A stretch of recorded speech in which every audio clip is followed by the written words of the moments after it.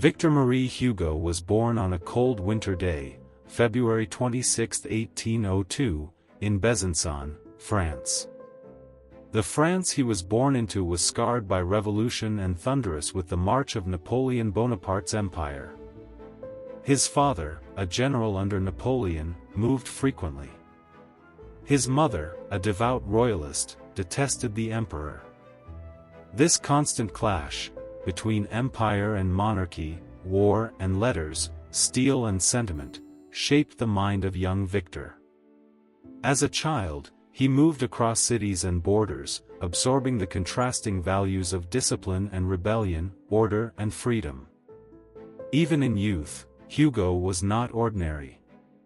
By 12, he wrote in his notebook, "I will be Chateaubriand or nothing." He didn't dream of mediocrity. He dreamed of literary immortality.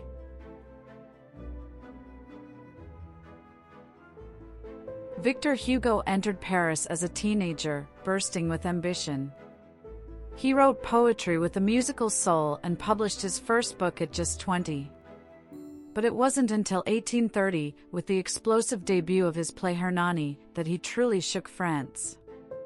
The premiere turned into a cultural battlefield, conservatives versus romantics, tradition versus innovation.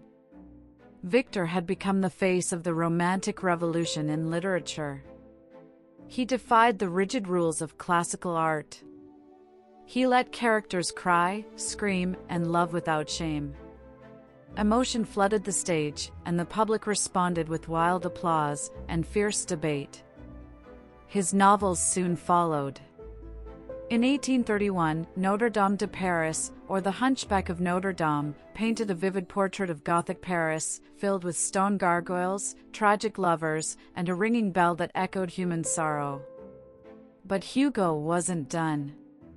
He was only preparing his magnum opus.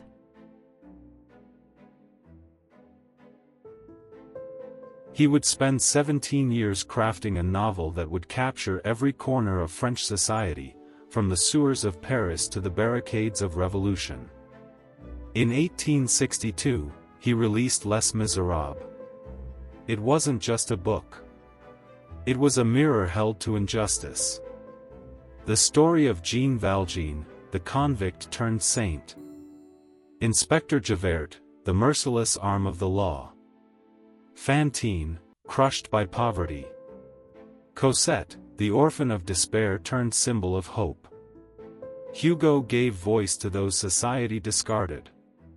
He didn't write just to entertain, he wrote to change hearts. Les Misérables became an international phenomenon. It crossed borders, languages, and generations.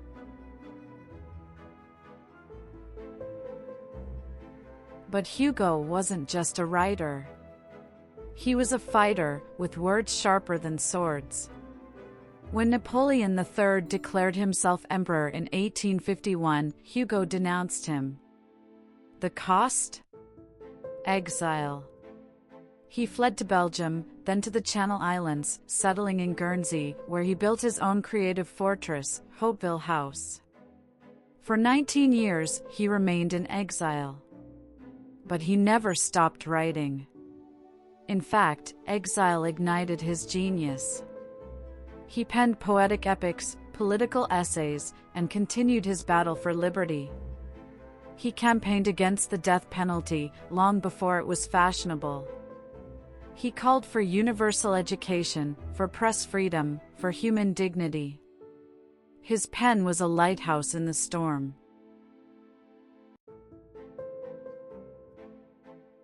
In 1870, the Second Empire collapsed. France, broken and weary, welcomed Hugo back as a hero. Crowds filled the streets. His name echoed through the boulevards. He didn't just return, he returned triumphant. Even in his old age, he remained a guiding light. He served in the French National Assembly and later in the Senate. He wrote until his hands shook and his voice grew frail. Yet, he lived to see the world he shaped.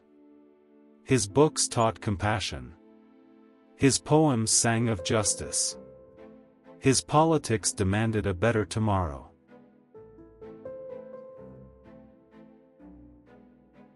On May 22, 1885, Victor Hugo took his final breath at age 83.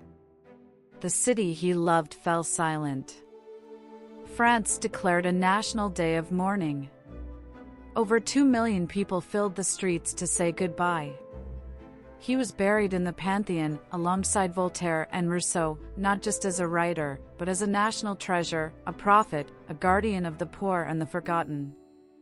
And in his own words, written years earlier, "Even the darkest night will end, and the sun will rise."